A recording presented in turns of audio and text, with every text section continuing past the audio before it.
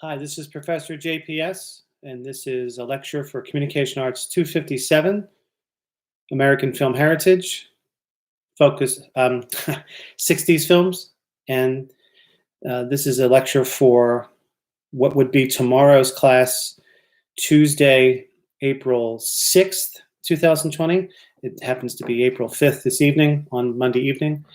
And what I'm going to do tonight is discuss last week's film, The Godfather, and talk about some of the lasting effects of that particular film in terms of context and text, and also introduce tomorrow, what would been tomorrow's screening, Martin Scorsese's early masterwork, Taxi Driver, and also get into some of the aspects of that particular film for its strengths and how we have now moved pretty much from the 60s into the lean and cynical 70s.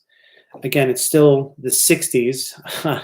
I think it's the 60s from 1963 to about 1979 or so. I think that's, culturally speaking, what we're talking about in terms of what I consider to be the 60s, in terms of the contexts of American films made during that time period. It's my hope that you were able to see The Godfather. It's a very long film. It's a groundbreaking film in many ways. And some of the hints that I had mentioned in last week's lecture, I think would have helped you get through the film. It's a very powerfully made film. It's a very masculine film. It's nearly all masculine. But I think what made the film so important and so vital was its ability to demonstrate how a mainstream, A-budget Hollywood film could also be a thought-provoking, fairly critical of American life, and smart American film. And it became the highest grossing film of all time up until that time period in 1972, lingering into 1973. And I think the thing that makes The Godfather so compelling is that it's a film that treats the illegality of the mafia as corresponding with American business, American capitalism, and American government. At the same time the film was made, even though the film is about the later 1940s, early 1950s, or both films are really about the 1950s, both Godfather films, I mean. Even though the film is made about the late 40s, it's speaking with a 1960s voice, just like Bonnie and Clyde, just like MASH, okay? And what I think is so compelling about the film is its honesty about how corruption works. In other words, the Corleone family, in some ways, is a kind of a metaphor for America itself. The Corleone family is the family in which the viewer of the film is supposed to root for, because the father, even though he's a criminal, and even though he's the head of a very powerful criminal organization, he has at least some morals in that he doesn't want to get involved with the drug trade. Early on in the post-World War II period, drugs were not necessarily so available, and they became much more available all through that period as the mafia distributed through mainly inner city areas. Yet he has such power that he's able to bribe congressmen, he's able to bribe police, he's able to bribe members of the newspaper and other media. And that's what it means when you say organized crime. It's indeed organized. I think often we think of mafia crime or drug trade crime as just gangland murders. Now, of course, murders happen in The Godfather. It's a fairly violent film. But it's not really about murder and machismo. It's about power. It's about situating yourself in a position of power. And when Michael Corleone, at the end of the film, ends up eliminating his competition, he's doing it with a gun, right? But that's a very capitalist principle, to eliminate your competition. Or if you're eliminating your competition, it's similar to American foreign policy in terms of how America chooses to go to war from time to time. Now, remember, this movie's made, the Vietnam War is still raging. And a lot of people saw the kind of connection between the Corleone family in a way as America at a crossroads in the ever-changing 1960s/early 1970s. Michael, by eliminating the heads of the other four families and consolidates a great deal of power, is similar to the United States military, trying to secure as much power as possible. Is the same idea of corporations trying to consolidate as much power as possible by eliminating the competition. So it's not just a movie about people who are sort of murdering their way through to get what they want, right? If you've seen other films about organized crime or drug crime or gangster crime, usually those films end with one person being defeated and things go back to normal because that one person was so much of a ruthless, bloodthirsty criminal. It's not happened with the end of The Godfather 2.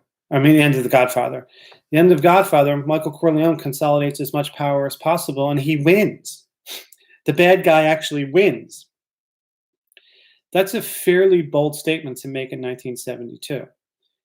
And the look on Diane Keaton, his wife Kay, face at the end of the film when she knows that he's lied to her. And the other captains of the Corleone army kiss his ring because he's the new Godfather. Now, that's a very compelling argument to make because the film felt very modern for its time period. It felt very truthful to the idea of institutional corruption. When I say institutions here, I don't mean, medical facilities for the psychologically damaged. When I say institutions in this example, I mean people who have power, people who are in parts of government, Congress, the Senate, even the president, people who are running corporations, people who are running the judgeships and the law. These people are all easily, in the Godfather world, easily corruptible. And it's done behind the scenes and it's done relatively quietly. Okay? But on the other hand, the film has all those bells and whistles that the American public likes to see in their movies, like sex and violence and murder and cars exploding and people having a fight scene. So it's a kind of film that, at least on one level, tries to suit the superficial needs of the average moviegoer by giving you a kind of sense of excitement and a sense of danger by vicariously getting a thrill watching people who live outside the law and do all these sort of, dangerous and fun and sexual things. And then it also has this kind of melodramatic sweetness to it that you're really rooting for Don Vito Corleone, the Marlon Brando character, to legitimize his family name under his smart son, Michael. And Michael, who didn't want to have anything to do with the family business, but is drawn back into the family business because of his love of family. It's the same idea of love of country. If you didn't want to go to war, but you were drawn in to fight for your country for war. It's murder the same way. It's murder in The Godfather, but if you're fighting in a war, you're fighting for your country and you're a hero. But if you do that for the mobster family, you're a criminal. You see what I mean? That's a very 60s idea. It's a contradiction in terms, but it makes sense for the time period because it's a very, very powerful notion. And Michael, in some ways, is a very important character because even though his impulses to help his father and therefore help his family are good impulses, they ruin him because he becomes, by the end of the film, a monster who will stop at nothing. He kills his own brother-in-law, or has him killed, while he stands godfather to his baby at a religious service known as a baptism. That's pretty cold. From the beginning of the movie, he was someone who actually fought in the war for his country. But by the middle and end of the movie, he's only fighting for his family. That's an interesting contradiction that Michael holds on to. Okay, the Michael character, the Al Pacino character, who seemed so young. He was a baby in 1972 when this film was made. It's one of his first major films. But there's also this sort of melodramatic sense that there's a kind of quiet tragedy that goes on, that Michael can't escape the sins of his father because he's duty bound to avenge his father. He's duty bound to keep the family going. And it ultimately ruins his moral compass, and he becomes a bloodthirsty killer who will stop at nothing to keep the family business going. It's a very interesting contradiction, very well done. Last week, I talked a little bit about some of the textual elements that give The Godfather its strength. As I mentioned before, the key one is lighting. The film is lit very dark for the most part to accentuate the darkness of their endeavors, right? They're living outside the law. They're living in shadowy business, and the cinematography and lighting affects that same sense of darkness. Gordon Willis was the cinematographer, the late, great Gordon Willis, who was a cinematographer, was referred to as the Prince of Darkness. Mainly, a lot of his films were shot in low light, but this one was his masterpiece. We shot much of it in low light, and it gave the film a kind of aura that people had to pay attention to find out what was going on in all that darkness.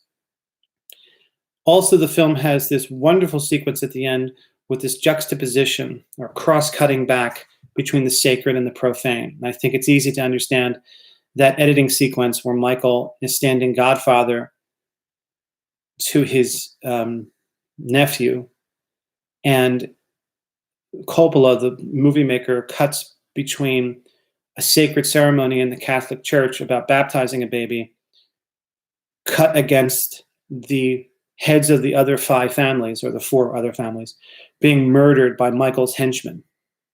So, they say, do you renounce Satan? Yes, I renounce Satan. And you see a guy get shot in the eye, and then they're pouring holy water on the baby, and another guy gets killed in bed with a woman. The poor woman had nothing to do with anything. She gets murdered because she happens to be sleeping with a mafioso. And then they say prayers over the baby, and then they cut to another person being shot who's running up the steps of a city building in New York City.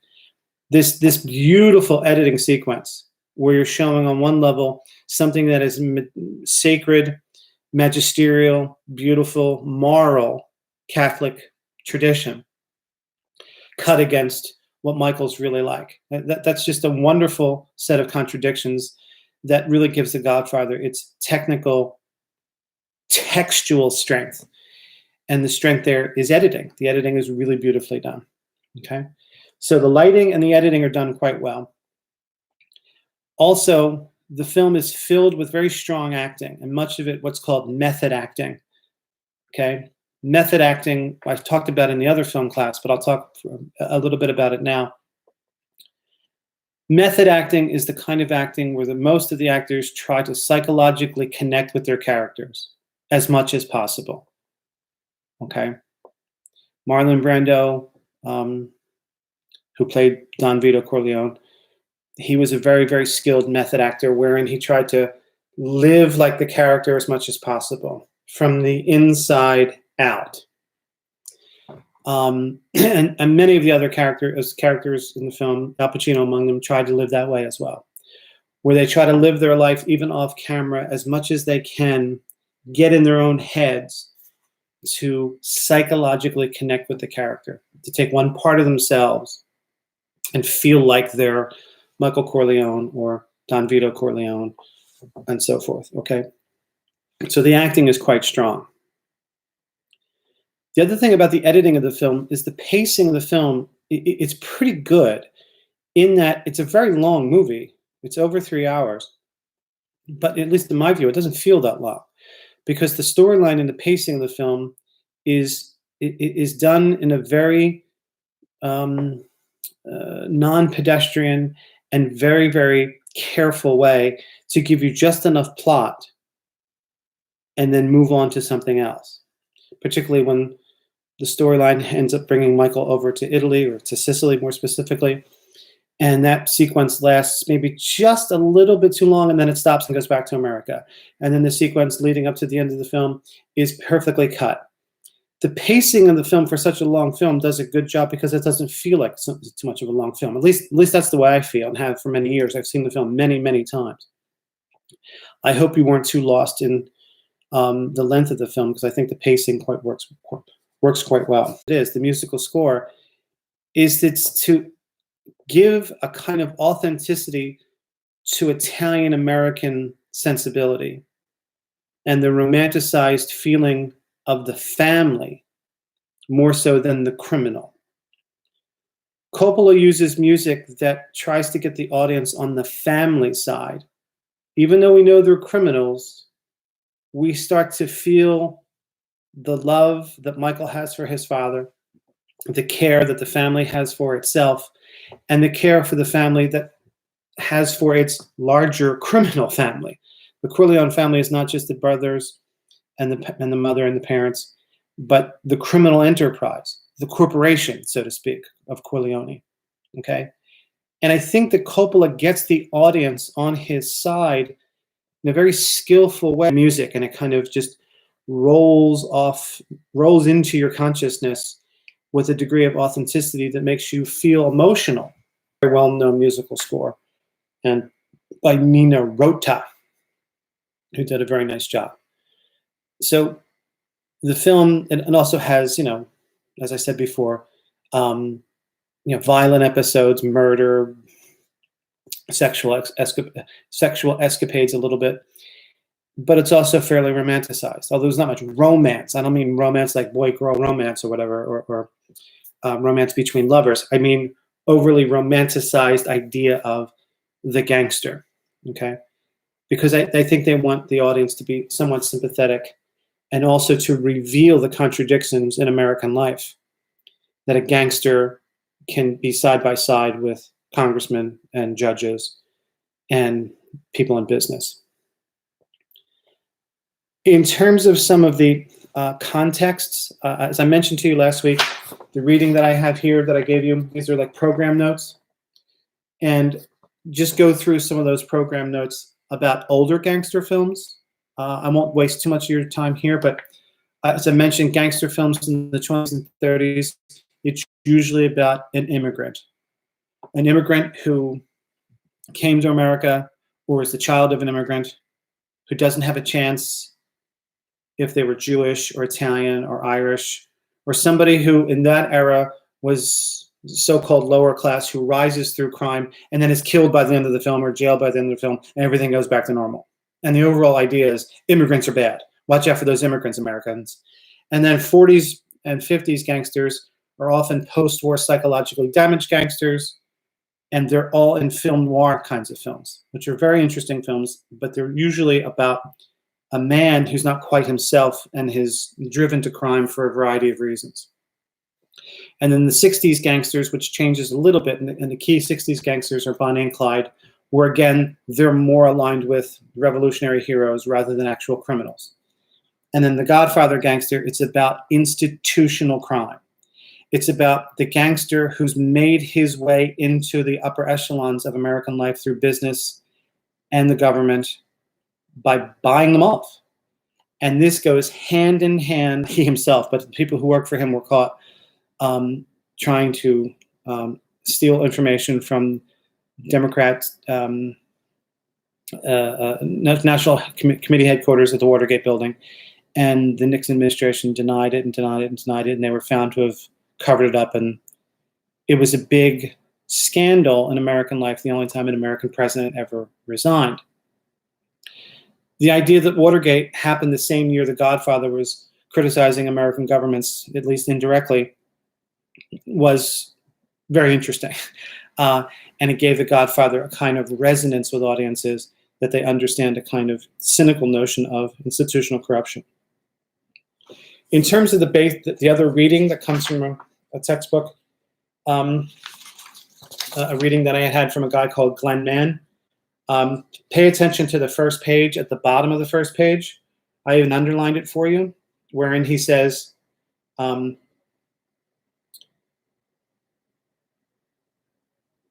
that in gangster films, the narration presents the gangster as a highly attractive figure, charismatic in his animal magnetism and his physical and economic aggressiveness. He appeals to our sense of mayhem and license that would disrupt the social order, and his economic aggression is the best American tradition of rugged individualism and laissez-faire capitalism.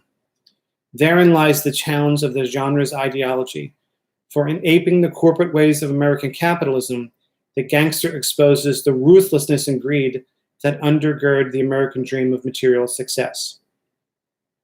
Now that's on the very first page of this particular piece, and it's at the bottom of the page. I've underlined it for you. And all it really means is part of the reason gangster films have always done so well, from the 20s and 30s all the way up to yesterday, is because audiences like to live vicariously to see somebody just being so gutsy that they were going to do this and take all their money and have all the beautiful women and nice cars and yachts and all that kind of stuff, because we can't do that, right? If we did that, we go to jail or we get killed. We have no idea what's going on, but it's fun to see that in movies. It's a vicarious thrill, right? But a good gangster movie not only does that stuff, but a smart, good gangster movie exposes just how ruthless American capitalism can be, or just exposes just how ruthless maybe perhaps American foreign policy in other nations can be.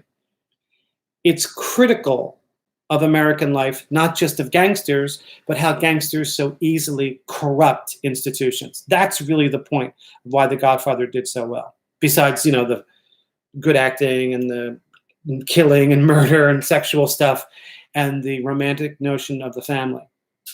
It was a critically interesting film because it both held a kind of highbrow notion of being critical of American life and a more lower brow notion of sex and violence and murder and killing and all that kind of stuff. It's a hard thing to make a combination of. The other page that I find the most interesting for you, when you have your reading, go to page 115, and it's underlined for you, but I'll just read a little bit for you right now. The first words on the soundtrack are by the Baker Bonacera, "I believe in America," a sentiment that changes to ambivalence in his request for vigilante justice to avenge his daughter's rape and beating because the American justice system failed to punish the guilty parties. This contradiction, "I believe in America, I don't believe in the system of justice," represents the beginning of a progressive critique in the trilogy. The trilogy meaning they made 3 Godfather films. Godfather and The Godfather 2 are outstanding films. Godfather 3 is not. One supported by the references to the corrupt judges and politicians on the Corleone payroll as Vito dispenses instructions to his consigliere Tom Hagen, Robert Duvall, to handle the requests. But before the narrative can develop either the dominant ideology or critique against it, the narration introduces 2 other elements that will further complicate its ideology: the myth of the individual and the myth of the family. The romanticization of Vito/Michael and the whole Corleone family deflects from pro-social myth of the mafia as evil and puts hold the subversive myth of society as well. What they're trying to get at there is what I was trying to mention a couple minutes ago, that there's this dual meaning of the family. You have the Corleone family, literally the people that are the sons and daughters of Vito Corleone. And then you have the Corleone family, which is the crime organization. And that's a very, very powerful family, right? So it's a long-standing idea in these movies, these first 2 movies particularly, that it's the family that they care about. But really what they're talking about has less to do with the actual blood relations and more to do with the power that the family has in terms of their criminality and their ability to keep and sustain power. And it's done by corruption. It's done by paying off judges.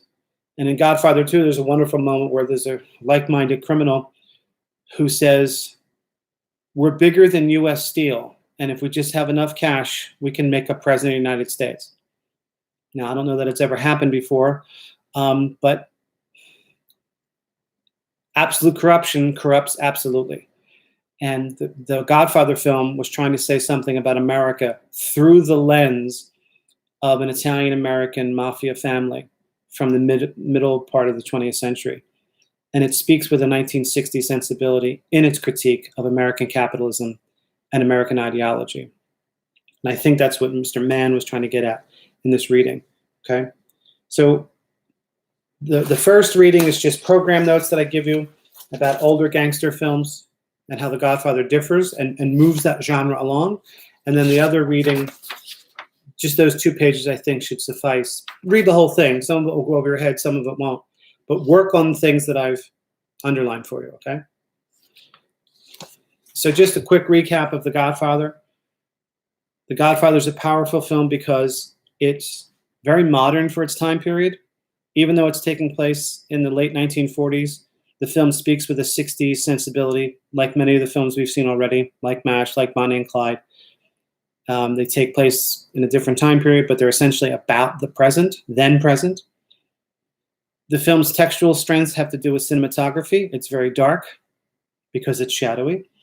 The music is romanticized to give an Italian-American feel, to make the audience sympathize with the characters. The editing, particularly the editing with the juxtaposition of the sacred and the profane, is very smart and very calculable and shows the contradiction within the American system of justice. And the pacing of the film is very well made for a film that's over 3 hours long. It keeps the audience on its toes. It keeps the audience interested. Lots of sex and violence and murder and cars blowing up, but at the same time, contemplative points about how power corrupts absolutely, okay? And how it's not necessarily good government and perfect policemen and so forth and so on, okay? It's institutionalized corruption, okay? If you have questions on The Godfather, please email me them. Excuse me. And I can certainly give you some other feedback, okay? Now, what would have been today's film, tomorrow's film, it's almost tomorrow, is a film called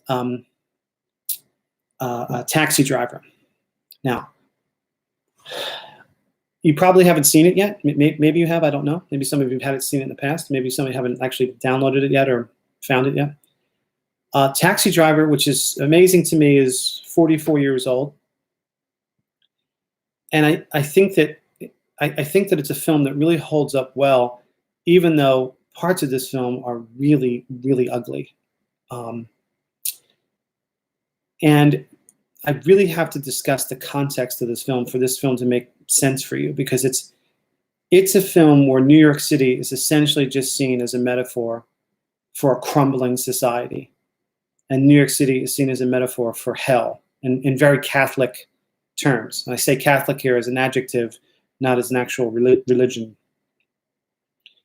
The film is directed by Martin Scorsese, and it's one of the handful of his first films. Scorsese is born in New York City. He's the child of Italian immigrants, and he grew up relatively poor on the Lower East Side of Manhattan, near Chinatown, near Little Italy. And he, as a small boy, had asthma, so he didn't play much in the street as other kids did. And he was a very religious boy, Catholic religious boy, who was an altar boy and very pious. And also, his other church, so to speak, were New York City movie houses. Since he didn't get a chance to play a lot, he watched a lot of movies on television. And then once he got a little older and spent his own money, and went to many New York City movie houses to see all kinds of movies. He's a movie freak, Martin Scorsese. Always has been and always will be. And as a child, he went back and forth between the very, very powerful influence that the Catholic Church had on him and the other secular hold was movies. So he was interested in movies all the time. In fact, he was studying to become a priest when he was in high school, but he got thrown out of his rectory for having a teenage girl with him in a cloakroom or something.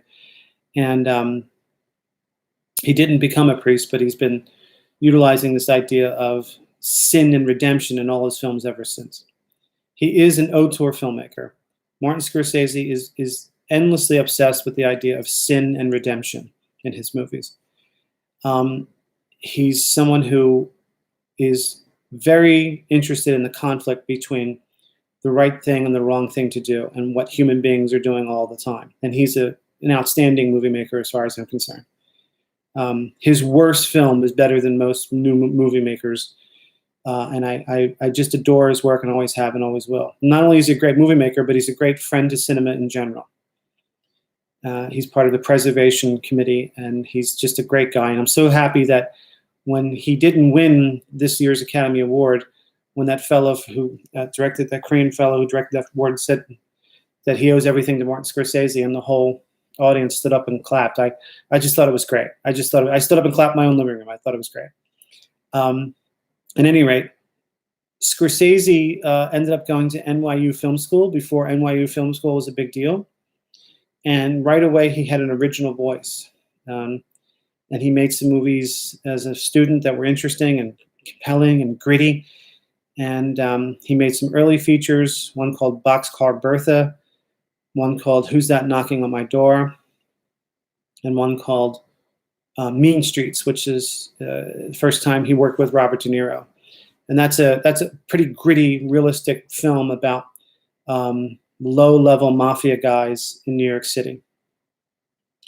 And then he made a film, a departure for him. He went off to Arizona to make a film called Alice Doesn't Live Here Anymore, which is a fairly early feminist film about a woman who loses her husband and then has to figure out what her life is about as a single mother. And Ellen Burstyn won an Academy Award. It's a very well-made movie. In fact, that movie holds up very well in terms of a proto-feminist film in the early 1970s. And then after that, he made this film called Taxi Driver. Now, I have to explain to the younger students here just what kind of position New York City was in 1976 when this film was made. New York City, which was just an outstanding city for much of the 20th century, powerful 70s, and New York City itself by the late 60s and early 70s had fallen into a kind of disrepair, so to speak. The crime in New York City in the late 60s and early 70s had been rising steadily. The murder rates had been rising steadily. The drug issues were really difficult in New York City. But also New York City itself was being terribly run and close to bankruptcy in the early to mid 1970s. In fact, there's a famous New York Daily News headline about the then President Gerald Ford, who first initially said he would not help New York City with any kind of financial bailout. And the New York City Daily News said, "Ford to city, drop dead," which is just a funny headline. But in terms of like just Times Square as a kind of metaphor for what I'm talking about, to the degree to which you guys maybe have been to Times Square, maybe you've gone on a school trip, or maybe you went to see a play, or maybe you met some friends in Times Square just to get that sort of touristy thing. Times Square that you've grown up with is pristine as compared to what Times Square was like, say, 1973, 1974, 1975, 1976. Times Square in those days was filled with what used to be vibrant movie houses that by the late 60s turned into pornographic movie theaters. Now, you don't even understand that pornographic films used to play in movie theaters, but they did. And now you can get a pornographic film on your iPhone in 2 seconds. But in those days, Times Square really started to look pretty sketchy, and was in fact sketchy, and was filled with prostitutes all through Times Square and drug dealers. It had turned into this sort of sour place that had seen better days. And it was a very, very difficult time period in New York City. New York City was crumbling. and it became seen to be like a kind of metaphor for the downfall of an American society that hadn't grappled with this drastic changes in terms of drug use, pornography, the dissolution of the family, the high divorce rates, the murder rates, the crime rates. It was really kind of gross, in fact. And a lot of people started to leave New York City. And New York City has always had a high population. And that one with a script by a guy called Paul Schrader. And the script is about a very lonely man who's a Vietnam vet who just wants to work long hours. And he becomes a taxi driver. And what the film then does, as much as possible, through his point of view, we see this taxi driver, whose name is Travis Bickle, take his taxi cab through New York City and really ruminate on the underbelly and disgust of the city around him. And it's this powerful, allegorical, somewhat biblical journey that he takes. And the character himself starts to descend into a kind of madness.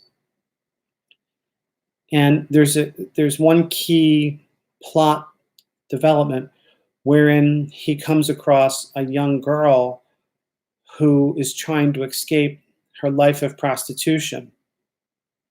And she hops into his cab very briefly.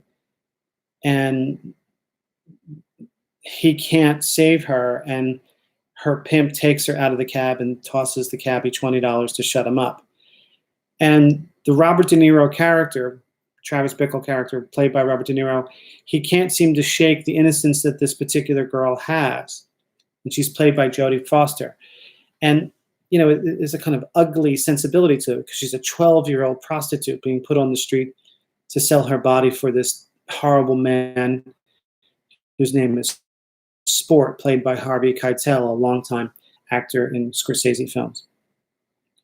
So there's this kind of heroic sense that Travis feels like he has to save this girl, but he's starting to descend into madness as well. He's starting to lose touch with reality. And he starts to buy some guns and figure out what he's going to do. This all takes place against the backdrop of a presidential campaign. And you have to understand that in 1963, John Kennedy was killed. In 1968, Martin Luther King was killed, and Robert Kennedy was killed. And in 1972, George Wallace, who was a governor of Alabama, was shot and paralyzed, although he wasn't killed. And the guy who shot him was a man called Arthur Bremer. And Arthur Bremer had a diary, and the FBI had his diary, and ultimately it became published. So in this film, there's assassination of political candidates is, pretty rampant. It's happening all the time. And the Robert De Niro character starts to write a diary akin to the Arthur Bremer diary, and he starts to kind of lose his mind a little bit. And this is the film where he starts to arm himself, and you may have heard the expression, "you talking to me." This is where the film comes from. The De Niro character improvised his lines, looking in a mirror, trying to get his macho-ness up about whether or not he's going to take his gun out and start killing people because he just can't stand the filth that New York City has become. Okay? That's the context for the film. New York City is a kind of seen as a metaphor of a decaying country, a country that's lost its way, a metaphor for hell. I mean, the opening shot of this movie is beautiful, even though it's disgusting. But it's beautifully done. It's a slow motion shot of a yellow cab going over a manhole cover with this steam coming out of the manhole cover. And it's a slow motion shot with this beautiful, haunting jazz score by Bernard Herrmann, who used to score a lot of Alfred Hitchcock films. And this is his last score, and it was just perfect. And he just the cab goes off into this misted, foggy place. It's almost as if we're descending into hell. And some of the characters that Travis Bickle come across they're really gross. And I want you to understand that.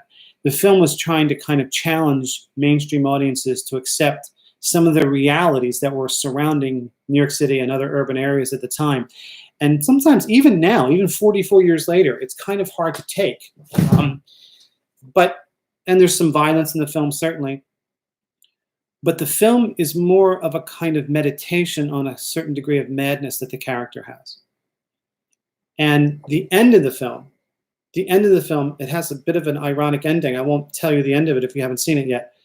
But this contradiction that happens in this sort of big conflicted ending, or near the ending, is this beautiful contradiction between an ugly and awful and murderous thing that happens, but it's executed cinematographically so beautifully.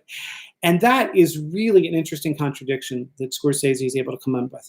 He treats the gritty, awful realism of New York City and a 12-year-old prostitute and what this cab driver tries to do to save her.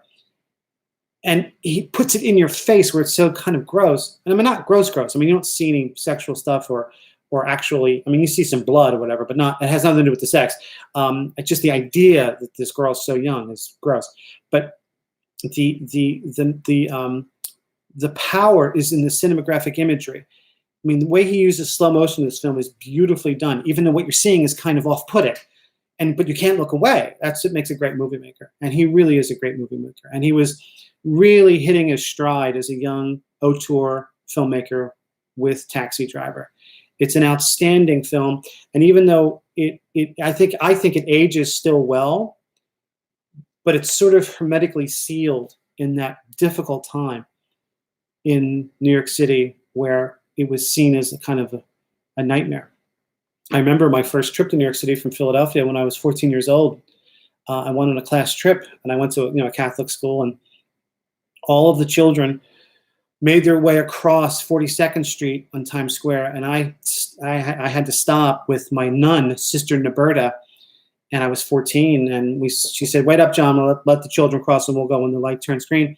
And then what walked in front of me at 14 was absolutely had to be a prostitute. I mean, she just had to be a prostitute. I mean, it's just the way she was dressed was just ridiculous. And I was just a kid.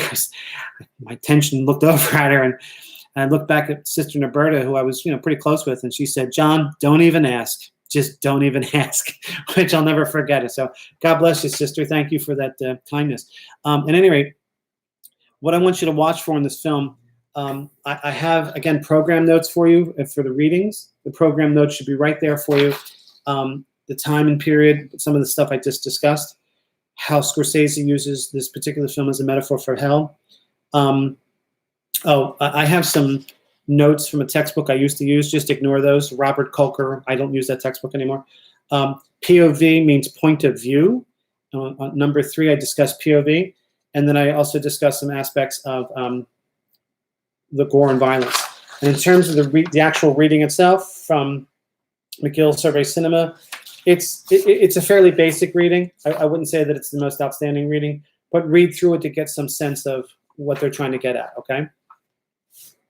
So it is now April 6th. Is today April 6th or April 5th? Oh dear. Anyway, I guess today is April 6th. I think I put April 5th on the date on the thing here. I'm sorry. So just so you know where we are, next week, April 14th, I will do a review lecture for the films Taxi Driver, Godfather, MASH, and American Graffiti.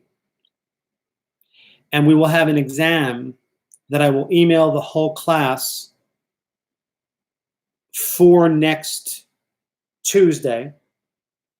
I'll do it probably Monday and then send it out. And then you'll have a handful of days. You'll have, let's see, if I send it out on if I send that on Monday night, you'll probably have to the end of the week to get it back to me. And it'll be 4 questions, essay questions, that you just send to me in an email attachment. Okay? Just like you would write it in the blue book in class.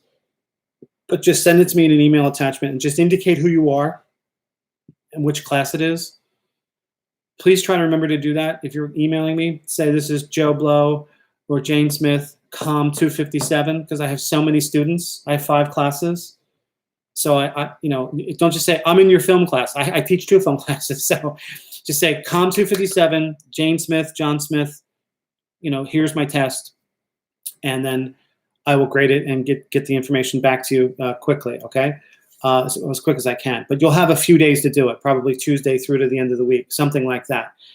Please, please, please keep looking at your NCC email. If you have not linked your personal email to your NCC email, please do. It's very, very important you do that. I don't have everyone's personal email. I just don't. The NCC email or I have, because that's what the banner system allows for. So when I have to send like 32 emails to this class or whatever it is, I have like 30 some students in this class. I can't keep putting your personal email. It just won't work. It'll take too long. So please link them if you haven't already, okay? I think I've heard from most of you. In terms of the screening sheets, just get them to me when you feel like getting them to me. And again, send them to me in an attachment. But just let me know who you are, what class it is. That's very important. You can send them 2 at a time so my email doesn't get so overloaded. But, strangely, believe it or not, after next week's exam, there's only 3 more classes and then another exam. So time seems to go slowly during the day, and then all of a sudden it's the end of the week, even in this crazy time. Another thing, I assume you understand the utmost seriousness of this COVID-19 crisis. It's hitting Connecticut really badly right now. Hopefully it will work its way through. I don't know enough about it. All I know is that when I go out to the store or to the post office or something, like I got takeout tonight, I was wearing gloves. I had something across my face. I'm washing the heck out of my hands. I'm using sparingly, but I'm using hand sanitizer. And if you're in your car, use the hand sanitizer. Wipe down your wheel. Wipe down your gear shift. Wipe down your keys. Like, I have some students, you have some classmates that have it. It's terrible. I mean, so far so good. Every classmate, every student that I've heard that's had it, or either officially or unofficially, but they know they have it, have come through so far. But this is serious as can be. So please don't disregard the ideas of staying home. Please make sure that if you go out, that you are being careful. Don't just put stuff off. Like, don't be 19 and pig-headed and be like, yeah, I'm fine. People are dying. People are dying who are in their 20s and 30s and 40s. Just, you really, really, really have to be careful. I mean, it's exploded in Norwalk. It's exploded in Stamford. I mean, I assume you know this, okay? And just please make sure that you're doing everything you can. And in terms of the class, like, I feel stupid talking about a film class and why that's important or valuable. We're just trying to get through as best we can. But in terms of, don't worry about being late with stuff. Just stay in contact with me. Just be like, Shields, look, I'm real tired or whatever, or, my buddy's got COVID, or my aunt's got COVID, or whatever. I mean, whatever it is, doesn't matter. Like, a lot of the students are freaked out like I'm freaked out. A lot of the students have to work extra hours. Like, I have a handful of students who work at supermarkets, and they're working like crazy, and they're scared. I mean, because they have to, so like, just please do your best to stay in contact with me. That's all I ask. We can always work out, a test grade or a letter grade or a screening sheet. That's not that important. Just as long as I hear from you. That's all I want you to make sure you text me, okay? That's what's the key thing, okay? So, so let me see. Oh, the other thing is, I know this seems weird, but right during this time period, I would be telling you guys to make sure that you make appointments to see me for advising for the fall. Now, I know that may not be on your brain, and God knows where we're going to be this summer, but we really have to make sure that we're signing up for fall classes. And even if it's just over the internet, please, please, please let me know. The best thing you should do, key thing you should do is look, if you're a comm arts major, you got to talk to me anyway. But what you should be doing is looking at your degree evaluation to see where you stand. And I'd be happy to email with you, maybe even Zoom with you if you know how to Zoom, or I'll even call you on the phone. I don't care. But I'm teaching, I'm teaching Mass Comm 101. I'm teaching 2 more film studies courses in the fall. One is called Comm 256, Focus on the Director, which is an auteur course. One is called American Film, not American Film Heritage. That's what you have right now. American Film is a Independent cinema class. It's an indie cinema class. We should see a lot of newer films. Okay, those are the 2 films for the fall, plus 2 film classes for the fall, plus Mass Comm 101 if you haven't had it. And then there's going to be, for you journalism people out there, there's going to be Journalism 121, media writing, and also digital journalism. Hopefully it'll go. Okay, all 3 of those courses are being offered. Now, right now, for some strange reason, nobody's names are on any of the courses, no faculty's name are on any of the courses right now, but they will be, okay? So keep that in mind, ComArts 257.